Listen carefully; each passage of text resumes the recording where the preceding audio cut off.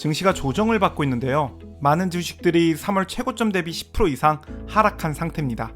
위기는 기회다 라는 말이 있죠. 사실 위기가 모두에게 기회가 되는 건 아니겠죠. 위기는 말 그대로 위기일 뿐이고요.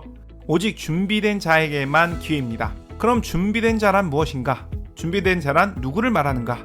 어떤 주식을 어떻게 매수할지, 그리고 자금은 어떻게 마련할지 미리 계획을 가지고 있는 사람이겠죠. 그래서 이 시기에 매수할 만한 자산들을 몇 개 살펴볼 건데요. 오늘은 첫 시간으로 오랜만에 TQQQ를 알아보겠습니다. 지피지기면 100점 100승이다 이런 말이 있죠. TQ에 대해 좀 더 정확히 이해를 하고 우리가 마주하게 될 기회에서 어떻게 행동해야 할지 한번 고민해 보도록 하겠습니다. 저희 채널을 오래 구독하셨다면 무턱대고 TQ는 쓰레기다 혹은 TQ는 최고의 투자다 등의 흑백 논리에는 빠져있진 않겠죠. 우선 TQ의 단점 두 가지에 대해 먼저 얘기해 볼게요. 첫째는 수합 이자 비용. TQ는 주식을 100% 보유하고요. 나머지 200%는 수합으로 채워서 300%, 즉 3배를 만들게 되는데요. 여기서 수합은 대출을 받아서 투자한다 이렇게 보시면 됩니다. 대출을 받았으니까 당연히 이자를 내야겠죠. 그게 바로 수합 이자인데요. 수합 이자는 기준금리에 스프레드가 더해진 건데요. 여기서 스프레드는 은행 수수료라고 볼 수 있어요. 0.6에서 0.8% 정도입니다. 현재 기준금리는 5.5%니까 여기에 스프레드를 0.7로 잡으면 6.2%가 수합 이자 금리입니다. 6.2%면 감당 가능하세요? 그런데 사실 여기서 끝이면 좋겠지만 그렇지 않아요. 수합을 200%로 구성했기 때문에 6.2의 2배, 12.4%가 수합 이자 비용입니다. TQ에 투자한다고 하더라도 해당 비용을 따로 내실 필요는 없는데요. 1할 계산돼서 매일 조금씩 빠져나간다. 대략 하루에 0.05%씩 빠진다. 이렇게 볼 수 있는 거죠. 1년에 12.4%의 수합 이자 비용. 고민이 많이 되시죠? 그런데 2년이면 24.8%, 3년이면 37.2%, 4년이면 49.6%니까 4년만 투자하면 반토막이 날아간다. 이렇게 볼 수 있어요. 정말 가혹하죠? TQ에 투자하시는 분들은 아마도 모두 이 그래프를 보고 투자를 결심하셨을 겁니다. 10년 동안 무려 260배입니다. 1억을 투자했다면 10년 후에 260억이 된 거죠. 엄청나죠? 그런데 이 기간의 절반 이상은 기준금리가 0.25%였어요. 그리고 중간에 금리가 오르던 기간도 있었는데 올라봤자 1, 2% 수준이었습니다. 따라서 10년 전에는 수합 이자 비용? 무시할 수도 있었겠죠.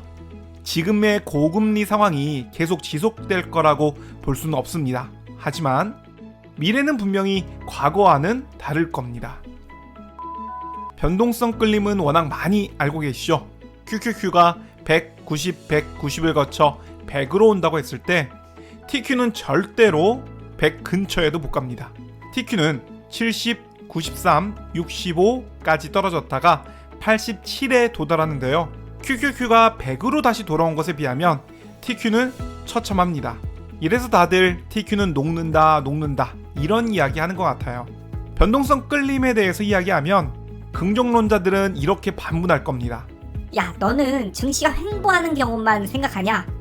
주식은 상승하기도 하는 거고 하락하기도 하는 건데 왜 하필 횡보하는 경우만 생각하냐? 네, 무슨 말인지 알아요. 그런데 그래도 됩니다. 사실 변동성 끌림은 횡보 시에만 나타나는 매우 특수한 케이스가 아니에요. 반드시 일어나는 매우 필연적인 케이스입니다. 학교 다닐 때 곱셈의 교환 법칙 배우셨죠?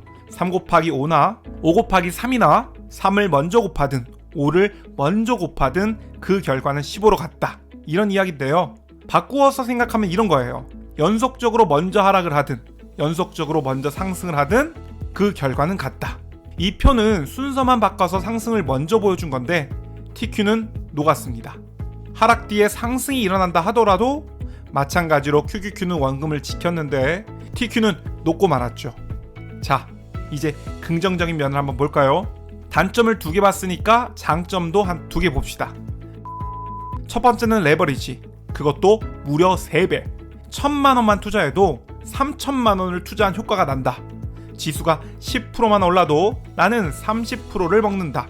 놀랍지 않습니까? 사실 TQ는 오로지 이 목적, 이 장점을 위해 탄생한 파생 상품인데요. 따라서 이 장점이 곧 알파요 오메가라고 볼 수 있죠. 두 번째 장점은 복리 효과. 복리 효과란 쉽게 말하면 오를 땐 더 많이 오르고 떨어질 땐 조금만 떨어진다 입니다. 예컨대 지수가 100, 110, 120, 130, 140으로 상승하면 무려 40%가 상승한 건데요. 그럼 TQ는 40%의 3배는 120이니까 120% 상승했을까? 그렇지 않아요. TQ는 130, 165, 207, 255가 되면서 155%가 상승합니다. 3배라고 하면 120%라고 생각할 수 있는데 3배보다 더 많이 상승했어요. 떨어질 땐 덜 떨어집니다. QQQ가 190, 80, 70, 60이 되면서 마이너스 40%가 되더라도 TQ는 절대로 마이너스 120%가 되지 않아요. 사실 마이너스 120%라는 건 존재할 수 없겠죠. 그럼 마이너스 100%? 원금이 사라졌을까? 그렇지 않아요. TQ는 70, 47, 29, 17이 되면서 마이너스 83%가 됩니다. 거의 2배 정도만 떨어졌다고 볼 수 있는 거죠. 3배가 아니라. 이렇듯 오를 때는 3배보다 더 오르고 내릴 때는 3배보다 덜 내리게 되는데요. 이는 변동폭이 아닌 변동률의 3배를 추종하기 때문에 그렇게 됩니다. 오를 땐 높은 곳에서 더 많이 오르고요. 내릴 때는 낮은 가격에서 출발한 거니까 조금밖에 안 내리는 거죠. 이런 얘기를 하면 회의론자들은 이렇게 반문합니다. 3배보다 덜 떨어지는 거 인정. 그런데 QQQ는 60이니까 67%만 오르면 본전이 되잖아. 그런데 TQ는 17까지 떨어졌으니 500%는 올라야 본전이다. 이거 그냥 망한 거야. 망한 거 맞나요? 그럴 수도 있겠죠. 퇴직하시면서 퇴직금 전부를 몰빵하셨다. 이러면 망한 게 맞아요. 그런데 분할 매수가 가능한 사람들은 QQQ가 60일 때 추가 매수했다면 본전이 왔더라도 플러스 67%입니다. 그런데 TQ가 17이 됐을 때 추가 매수했다면 어떻게 될까요? QQQ가 100으로 돌아왔을 때 변동성 끌림 때문에 TQ는 65까지밖에 못 가요. 이렇듯 지수는 회복을 못했지만 내가 투자한 돈은 수익률이 293%나 됩니다. QQQ의 추가 매수 수익률은 67%, TQ의 추가 매수 수익률은 293%, 수익률이 4배가 넘습니다. 비교하는 것 자체가 TQ에겐 굉장히 미안한 일이죠. 어떤가요? 장점 2개, 단점 2개. 정리하자면 이렇습니다. TQ는 현재 높은 기준금리로 인해 높은 수합 이자 비용이 발생하고요. 필연적으로 발생하는 변동성 끌림 때문에 당분간은 1년에 20%씩은 사라질 겁니다. 그런데 저는 이게 문제가 되진 않다고 봐요. 우선 QQQ에 투자하더라도 3배로 투자하고 싶다면 어디 가서 대출을 받아와야겠죠. 이자가 적지 않게 들 겁니다. 그 이자를 낸다고 볼 수도 있는 거죠. 물론 그렇다 하더라도 이자치고는 좀 과하긴 하죠. 내가 연 10%의 이자를 내면서 대출을 받아오진 않거든요. 그런데 좋은 전략을 가지고 있다면, 복리 효과에서도 이야기했듯이 하락했을 때 살 수만 있다면 TQ는 전고점 회복과는 상관없이 내 투자 수익률은 상당히 높을 겁니다. 예컨대 저는 TQ가 $40 초반일 때 매수를 시작했는데요. 현재가가 $50니까 수익률이 25%냐? 그렇지 않아요. 떨어질 때마다 추가 매수를 했고요. 평단가는 $28까지 떨어뜨렸어요. 평단가를 거의 반토막을 낸 거야. 따라서 수익률은 100% 가까이 됩니다. 사실 올랐을 때 팔고 내렸을 때 사고 이렇게 매매를 좀 한 것도 있기 때문에 실현 소익도 좀 있고요. 자, 여기까지입니다. 지피지기면 백전백승이다. 나를 알고 상대를 알면 TQQQ의 특성을 알고 TQQQ에 적합한 전략을 세운다면 백전백승하리라 생각합니다. 누군가가 말하는 TQ는 무조건 녹는다, TQ는 쓰레기다 라는 말을 듣고도 흔들릴 이유가 전혀 없는 거죠.